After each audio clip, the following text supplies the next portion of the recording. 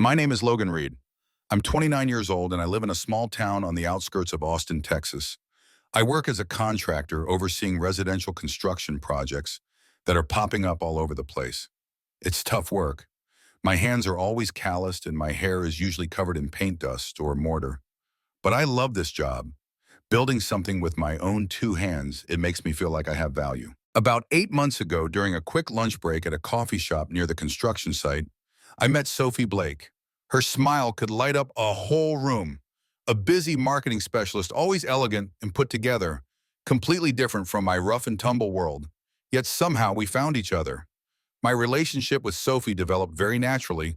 Netflix nights, short weekend trips to neighboring towns. I'm not rich, just a small apartment in an old Ford F-150. But Sophie never seemed to mind. Or at least that's what I thought. There was one thing that made me wonder. After 8 months, I still hadn't met her family. Every time I asked, Sophie had a reason. Her dad was away on business. Her mom was busy preparing for an event, or her brother Ethan was out of town. I didn't want to push it. Love is hard enough as it is. But then last week, Sophie said, "My family wants to meet you." I remember feeling this sense of unease when I heard that Sophie told me to just be myself. But then she slipped a navy blue shirt into my hand that she'd bought and added, "Wear your leather boots, not sneakers." That night, I drove my Ford F-150 to the Blake's neighborhood, a picture-perfect suburban area with red brick houses and lawns manicured as if they were straight out of a magazine. The moment I turned off the engine, I knew I didn't belong there. Sophie greeted me at the door, her smile a bit strained. "My dad is a bit traditional," she whispered as she led me inside.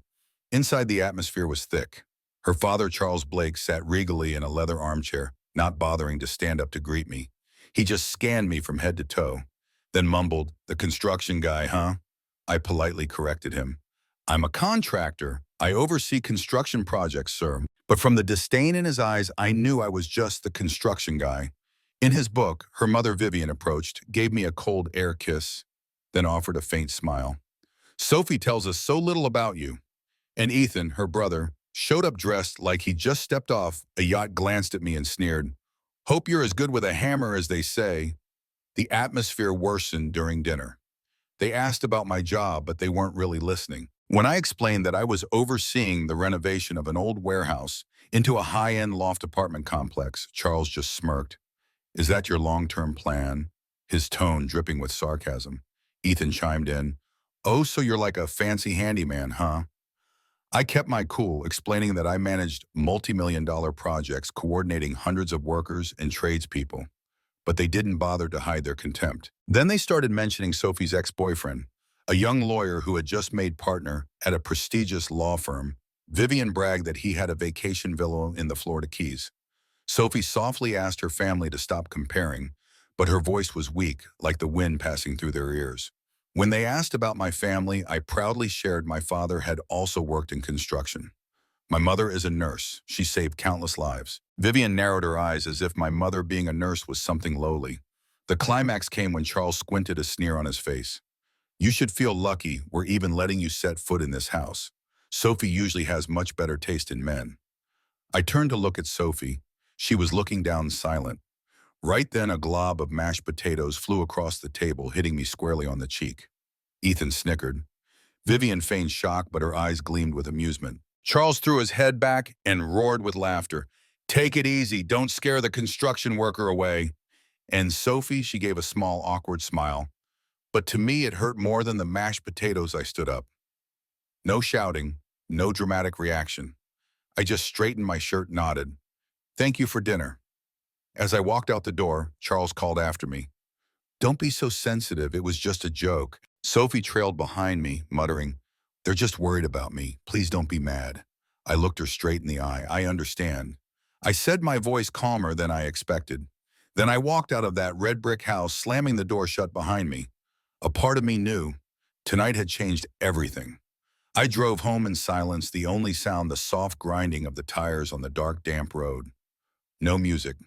No radio, just me, and the thoughts swirling in my head. I parked in front of my small apartment, an old building on the edge of town, and sat there in the dark, and my cheek, the mashed potatoes had dried. I wiped it off with my sleeve as if trying to erase the humiliation. But deep down it remained.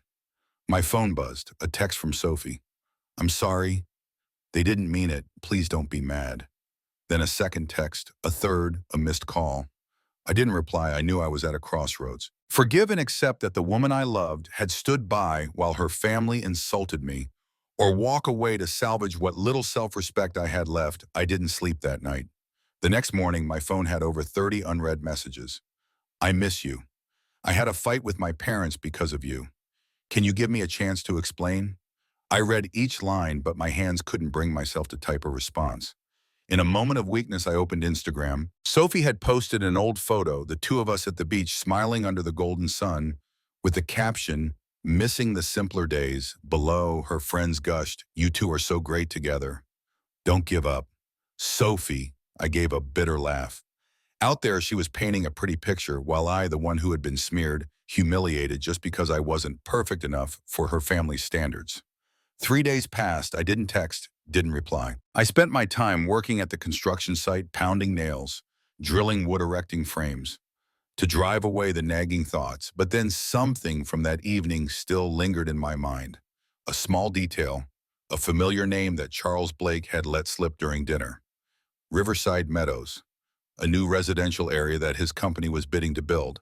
That name reminded me of Caleb Brooks, my best friend, who works in commercial real estate. Just last week, Caleb had mentioned that a small company was trying to win the Riverside Meadows contract, despite having a reputation for using cheap materials to increase profits. I dialed Caleb's number. He picked up after 2 rings, his voice weary. "What's up, Logan? Forget your measuring tape at the site again." I gave a dry laugh. "You remember that Riverside Meadows project?" "Yeah, why?" "Malik Enterprises, does that name sound familiar?" Caleb hissed through his teeth. "Does it ever? That's Charles Blake's company. They've got a bad rep, shoddy work cutting corners on materials. We were lucky to get them off the bidders list." My heart pounded in my chest. Charles Blake, Sophie's father, wasn't just a snob. He was someone who could leave hundreds of future families living in poorly built, potentially dangerous homes. Suddenly, the humiliation at dinner wasn't just a personal matter. It became an ethical issue.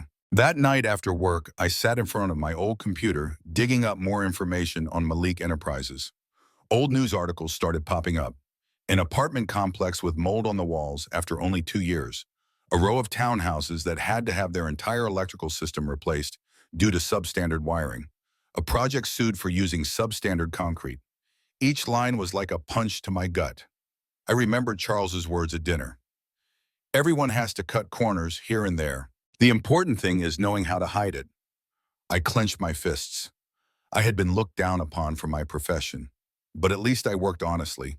And he, the man who lived in a mansion, drove a Mercedes, and ate dinner with silver cutlery, had built it all on lies and danger. No, I couldn't just sit still. A part of me wanted to forget everything, focus on my own life.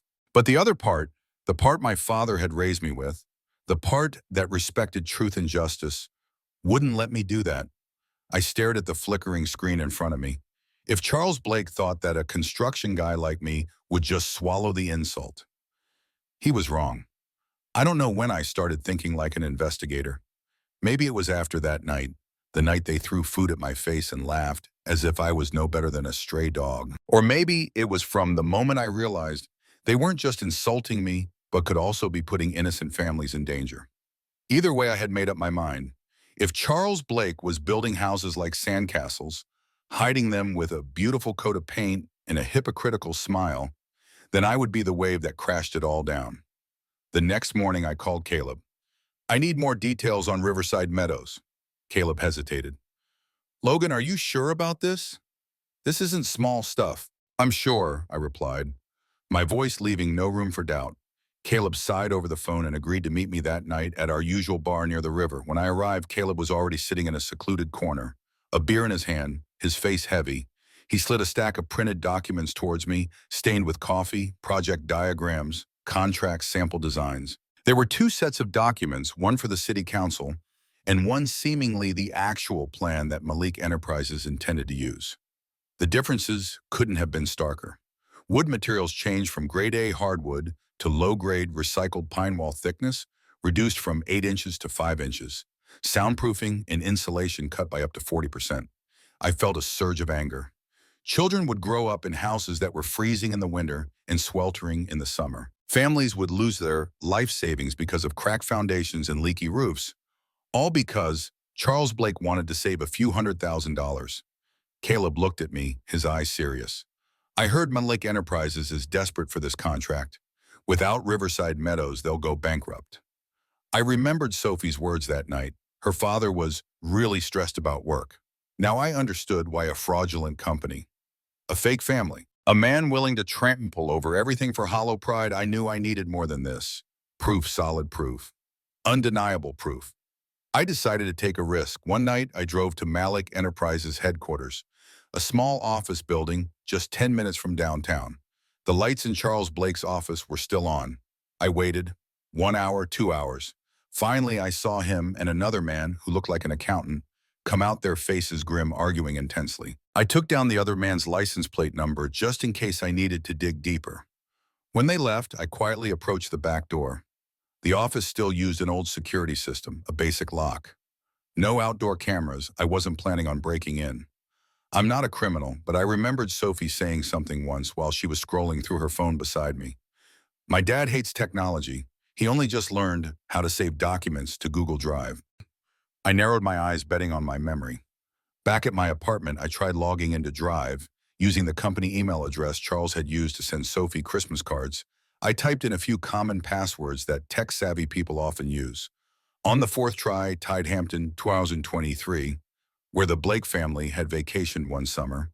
I got inside the projects folder was what I had hoped, and also feared, to find 2 sets of Riverside Meadows files, one for the client and one for actual construction.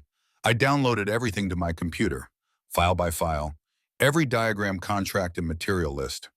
My hands trembled slightly as I looked at the discrepancies. Not just fraud, but also a danger to people's lives. And the person behind it all was Charles Blake, the man who had sneered when I said I was proud of my mother for being a nurse. I knew I couldn't keep this to myself. I texted Caleb. I have something you need to see, urgent. He replied immediately, come to my place. I rushed to my car, anger and adrenaline burning in my veins. There was no turning back. No more doubts. If Charles Blake wanted war, I would give him war. But this time, on a playing field he couldn't control the truth. I arrived at Caleb's house that night. He greeted me outside, his face tense as if he'd anticipated something big. When I opened my laptop showing Caleb the files I'd downloaded from Charles Blake's drive, he was silent. The only sounds, the rustling of paper and his heavy sighs. Finally, Caleb looked up, his eyes flashing with something I'd never seen in him before, rage. If this gets out, Malik Enterprises will collapse, Caleb said. I nodded. Do you know anyone on the Riverside Meadows approval board? I asked. Caleb picked up his phone. Yeah, an old acquaintance. We went to college together. She's on the board now. He texted, and in less than an hour, we had a meeting scheduled with her. Her name was Tess Harper, at a small cafe near downtown. The next morning, Caleb and I went to the cafe. Tess was a petite woman in her early 40s, her hair neatly tied back, her eyes sharp.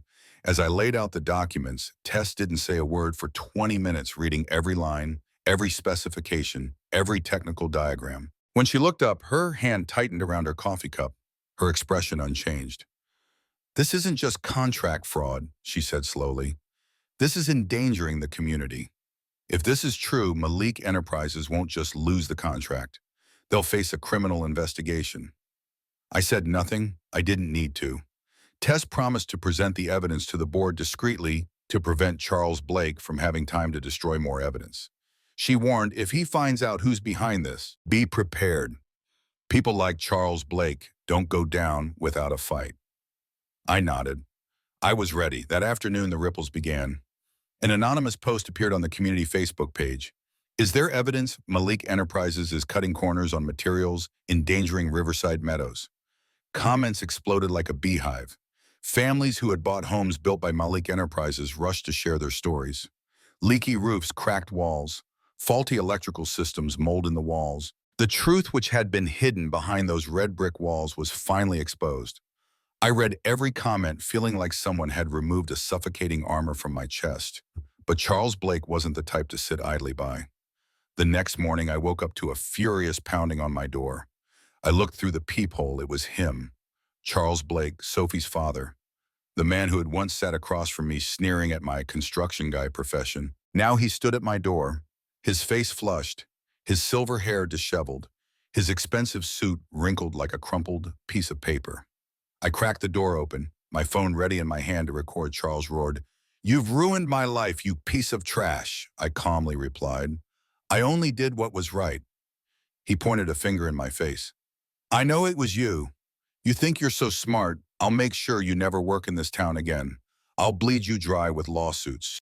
Neighbors started poking their heads out. I just smiled, showing him my phone. "I'm recording this," Charles go on. "The police would love to hear these threats." He recoiled, his eyes filled with hatred, then turned and stormed off, kicking my apartment's mailbox on the way. I closed the door, sliding down to the floor. My heart still pounding. The war had truly begun. In the following days, I realized I wasn't just fighting Charles Blake. One night, my car tires were slashed. Another day, someone threw eggs at my apartment window. Rumors started spreading that I was unstable, a troublemaker, driven by personal grudges. But I didn't back down because every anonymous message, every ridiculous threat, every suspicious glance only confirmed that I had touched the thing they feared most. The truth. Caleb checked on me, often worried that I was putting myself in danger. Tess also texted the board had received the official evidence and the investigation was underway. And Sophie, she called, texted, emailed, "I didn't know about this.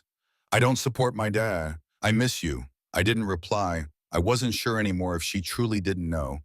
Or worse, she knew but had chosen to turn a blind eye. A week later, the official news broke. The city council has suspended the Riverside Meadows project by Malik Enterprises and launched an investigation into contract fraud. Charles Blake, the man who once arrogantly looked down on me, would now have to answer to the law. I sat in my small apartment, looking out the dusty window at the quiet street. I didn't feel victorious. Just a strange sense of peace, a sense of justice. A temporary end. Because I knew the biggest storm was yet to come, I thought things would end when Charles Blake was investigated. I was wrong. When power and money crumble, people's true colors are revealed. Early Saturday morning, I was woken up by the incessant ringing of my doorbell. I glanced at the clock, 5:43 a.m. At first, I thought I was dreaming until the pounding on the door came again. Violent, frantic, I got up and looked through the peephole. Charles Blake, but not the polished, arrogant man I once knew. He stood there, his shirt wrinkled, his silver hair a mess, his eyes bloodshot from lack of sleep. Or perhaps from alcohol. I hesitated. My rational side told me to call the police, but my emotional side, the side I had suppressed for months, just quietly turned on my phone's camera. I cracked the door open. "Are you happy now, you bastard?" Charles roared, his voice hoarse. I calmly asked, What do you need from me at this hour, sir?" He laughed maniacally. A dry, hollow laugh. "Need, I have nothing left to lose. Company gone, house gone, money gone, family gone. Because of you." I stood still, just listening. "Sophie's gone too," he whispered, his eyes hollow. "She won't even look at me anymore." That made me pause. Sophie had turned her back on him. I didn't have time to think much. Charles suddenly lunged forward, trying to snatch the phone from my hand, but I was faster, immediately stepping back. The elevator chimed at the end of the hallway. 2 police officers stepped out. An old woman who lived on my floor, it had to be Mrs. Wilson, had called them. Charles screamed insane threats as the police led him away. I just stood there quietly recording everything. A few hours later, as I was sipping a lukewarm cup of coffee, my phone rang, a no number. I almost didn't answer, but a hunch told me I should. It was Ethan Blake, Sophie's brother. His voice was completely different from the last time we met. No arrogance, no sarcasm, just weariness and fear. "Logan, I know you have no reason to help but Sophie," Ethan choked up. She's not doing well." I sat up straight. "What do you mean, not well?" "She left home, rented a crappy room on the edge of town. Won't talk to anyone. She says she's lost everything." I was silent. Ethan sighed, desperate. "If you still care about her, maybe only you can pull her out of this." He left an address, then hung up. I drove across town, my mind in turmoil. A part of me wanted to ignore it, wanted to believe that I had done my part, had punished that family enough. But the other part, the part that still remembered Sophie, her radiant smile the days we were carefree together, wouldn't let me turn away. I found the boarding house, A dilapidated building, the no vacancy sign flickering. Room 107, I knocked lightly. No answer. I knocked again. The door opened a crack. Sophie stood there, her hair disheveled, her face pale, dark circles under her eyes. She looked at me as if she couldn't believe her eyes. 1 second, 2 seconds, then she burst into tears. Without a word, she threw herself into my arms. I stood there, letting her tears soak my shirt. We sat down on the bed. Sophie spoke haltingly between sobs. She had argued with her father after that dinner. She knew her family looked down on me, and she had been too cowardly to stand up for me. She had been planning to leave her family for a long time, but she was scared of losing the perfect facade she had grown up in. I betrayed you, she whispered. Not just that night, but in my silence, I chose to be silent instead of choosing you. I listened. No anger, no reproach. Just quietly accepting the pain she was inflicting on herself. Finally, she looked up, her eyes still wet. If you never want to see me again, I understand. But I just want you to know I always loved you. I just wasn't brave enough to deserve that love. I looked at Sophie, the girl who had once been the light in my life, now fragile, broken, with nothing left to hide. I could hold her. I could forgive her. We could start over together. But I also knew sometimes love isn't always about staying. I stood up, placing my hands gently on her shoulders. I believe you're sincere, I said, but I need to forgive myself first. I can't keep loving someone who, when I needed her most, chose to look away. Sophie sobbed, trying to hold on to something. I shook my head sadly. I forgive you, but I need to forgive myself before I can move on.